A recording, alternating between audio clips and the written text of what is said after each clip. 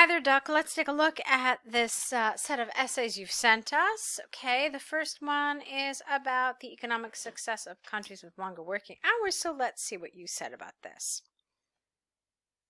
Okay, so some argue that countries with citizens working long hours are more developed than those countries with work-life balance culture. I fully disagree with this notion, as productivity driven by technology and life after work are the main factors that contribute to economic success of a country. All right, that's good. I think you're missing a couple of articles here. So with a work-life balance culture, and even this is an expression, I have to be honest with you, it felt a little strange to me. You could have just said than those countries with a good work-life balance. That would have been fine as well. And then here to the economic success of a country. Okay, so let's move on. Other than that, it was fine. Long working time does not always translate to more products manufactured or you probably need a slash here, services delivered, mainly due to difference in science-based productivity. In the same period of time, countries with more advanced technology can produce more goods and provide more services, translating to more output, that should be singular, and growth of the economy. Leveraging on state-of-the-art technology, the values of these goods and services are also higher, thus generating additional income for the country. To illustrate, Germany is the 5th largest economy in the world with top-ranked productivity, which enables Germans to work less and produce more. As a result, countries should benchmark themselves based on productivity metrics instead of number of working hours. Okay? All right, that was pretty clear. So you're saying that really it's productivity which is aided by technology, which indicates economic success rather than the number of working hours. Fine. Life after work also plays an important role in the economy. Many economic activities, including shopping, eating, and entertainment, largely occur in the evening when people have free time to spend their income. These activities contribute to the development of the country in a way that is no less important, compared to production activities happening, during the daytime. For example, a recent report from New York University showed that night activities contributed 57% of the total gross domestic output. It should be GDP. It should be gross domestic product of the USA in the period of 2005 to 2015. Hence, activities outside of the workplace should not be neglected, since these are also part of economic engines of a country. All right, that's good. Okay, in conclusion, I personally believe long working hours. How about this? Long working time is overstated in its importance for economic success, since productivity driven by technology and activities after work are essential drivers of development of a country. All right, that's very nice. I didn't love the fact that you had driven and drivers in the same sentence. I would have liked some other vocabulary term here. But on the whole, I thought it was a lovely essay. It read really easily. You had very solid arguments. In fact, I've read this essay a lot of times, and I thought that you had a different spin on it. And I actually really liked not only the language, of course, but also some of the ideas you had. I thought were very solid. I thought they were very good and well thought out. So it was a good essay, Duck. Nice job.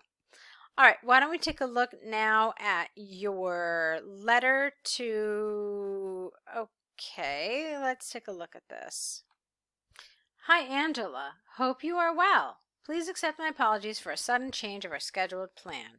Last month you informed me that you'd be visiting Toronto in June and would like to stay at my house from the 14th to 17th before staying at other places, given the city is large. Let's see. Okay. I applied for leaves on these days so that I could have free time to show you around, but yesterday my manager reversed his approval for my leave application and asked me to fly to New York to participate in an important business meeting. As a result, I will not be around when you first arrive at the city on 14th of June, unfortunately.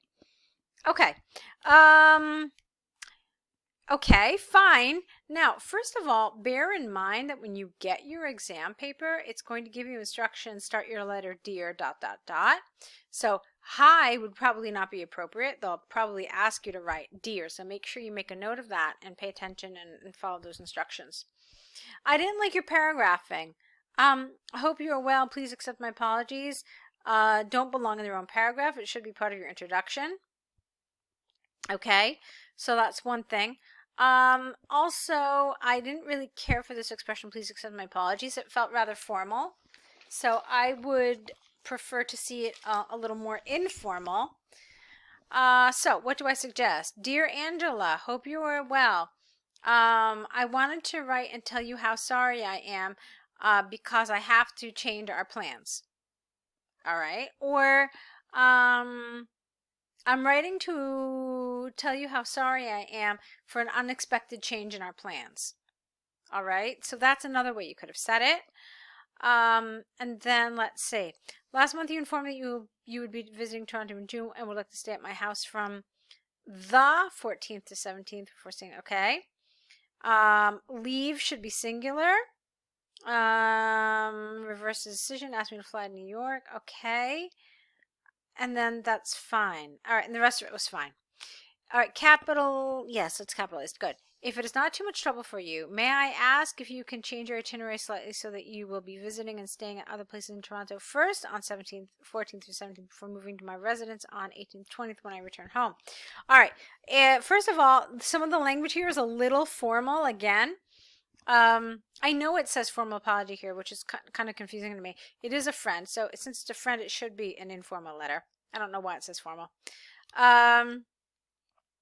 Maybe it was just a typo of some sort, but some of this is a little formal. So if it's not too much trouble for you, can you change your itinerary slightly so that you will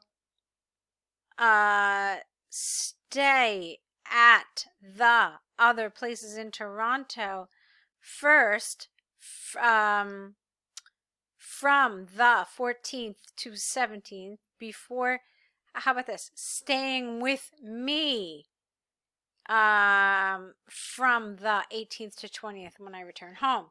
I anticipate there will be some extra costs for changing your hotel booking, but hopefully I can make it up to you, not for you, when we meet in person.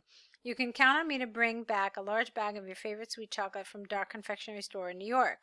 I will also bring you to a new cozy restaurant in town where I believe you will fall in love with the decoration and food there.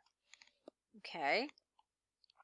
Thank you for your understanding and looking forward to meeting you in person soon. All right, again, formal, Duck. So this should have been a little more friendly and a little less professional sounding. So again, I want to tell you how sorry I am for this change. I can't wait to see you. Okay? And then the regards was fine, but you do need a comma here. So I really want you to be careful with your tone. Make sure that it's consistent because that is something examiners are looking for. In fact, all you need to do is look at the band descriptors for task 1 to see what happens when there is inconsistency in tone.